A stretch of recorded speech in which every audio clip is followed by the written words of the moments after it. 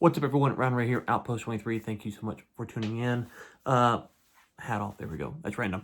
Like, comment, subscribe, and answer the question of the day in the comments below. Do you think Batman kills the Joker at the end of the film? What am I talking about? Batman the Killing Joke. I finally got around to watching it. And, first off, this is separate from the comics, so I don't know how the comics play out. I can't speak to that. This is just in the film universe, if we will. Spoilers, obviously. The film is really two, I think, Batman stories that they merge together because it doesn't feel like it's one flowing story. The only thing that links the first part of the film to the bottom part of the film is Batgirl. And that's not to say that's irrelevant, but it doesn't really fit with maybe the larger context. And so let's kind of go unpack what happens and why I think Batman does kill the Joker at the end of the film. So the film starts off, the animated series, we call it movie. It's not a series. The movie starts off with Paris France, I think is how they say it, Paris France, obviously, as the main villain, and Batman and Batgirl are kind of arguing over what her role should be in this quest to take down Paris France. And so that leads, Batgirl has feelings for Batman, they end up hooking up, and then they ultimately end up separating there, as Batman says that you don't really know what it takes to kind of do this job. You don't understand the emotional roller coaster. And so she finally feels that. And so she is out of the Batgirl business, at least for a period of time. Maybe she comes back later in the comics. Again, I don't know. It's only in this film. And so you kind of have that. That kind of links to what happens later on. But that's his own kind of isolated story. You could have just made that story into a 20-minute episode and been fine.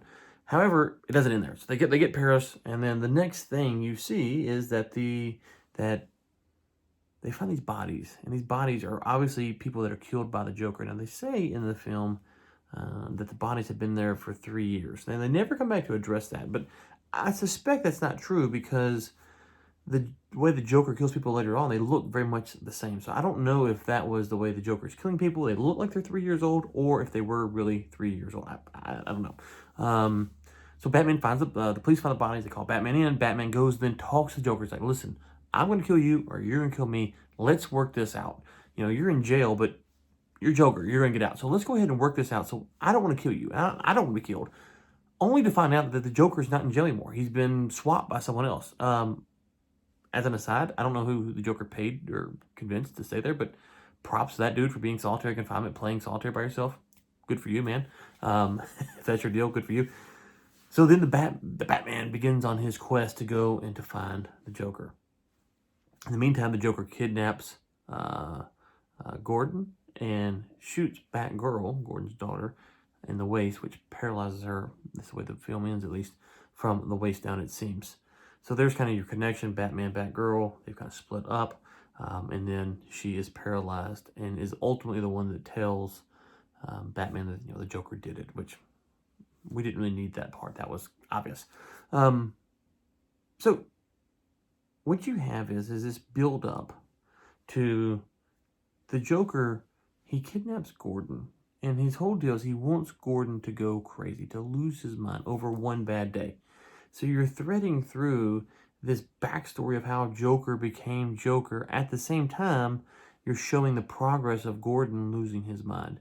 And so it's not clear what the Joker's intentions are, other than to humiliate Gordon at the end, potentially kill him, and Batman to try to save him. Maybe Batman to be torn, but that's not where it goes. Batman saves Gordon quite easily, and when he does, Gordon hasn't lost his mind, and so it leads to this epic battle between the Joker and Batman, and the Joker ultimately says to Batman, Gordon lost his mind, I've won. Anyone can be like me after one day. Which is an interesting thing, because this whole time, this build-up to this battle is about the Joker has lost his mind, and he thinks anyone can be like him, including Batman. But Gordon's not. Gordon's not lost his mind. Gordon's got all his faculties. He wants Joker taken in by the book. So, as we go through the battle, obviously Batman ends up getting the better of him. And he says, now he's telling Joker again, in the final scenes, I don't want to kill you, I don't want you to kill me. Maybe I can help you. And the Joker tells a joke. And the joke is like this. There's 2 inmates in the insane asylum. They look out over the city. They can see these houses. And the first inmate hops from the asylum to the first house. And the second inmate walks up. He says, I don't want to jump. I'm scared. Whatever. And the second inmate says, don't worry. I will shine the flashlight beam from this house to where you're at so you can walk across. And the second inmate goes, what do you think? I'm crazy? You'll turn the beam off halfway through and I'll fall and die or get captured or whatever it was. So the Joker starts laughing. Then Batman starts laughing. And then the camera, which is right here, if this is the fades and turns to where you see the ground. And what happens is Joker, who was laughing at first, and would laugh the longest, you'd presume, stops laughing. Batman continues to laugh. And oh, by the way, the last thing that we see is Batman puts his hands on the Joker's chest right here.